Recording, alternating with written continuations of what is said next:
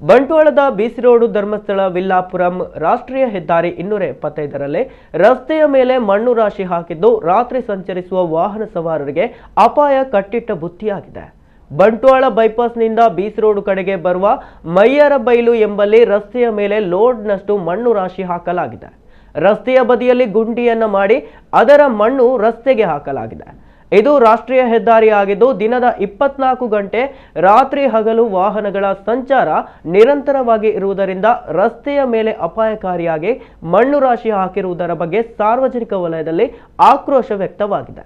ರಸ್ತೆಯ ಮೇಲೆ ಮಣ್ಣು ರಾಶಿ ಹಾಕಿರುವುದರಿಂದ ದ್ವಿಚಕ್ರ ವಾಹನ ಸಹಿತ ಇತರ ಘನ ವಾಹನಗಳು ಅಪಘಾತವಾಗುವ ಸಂಭವವಿದೆ.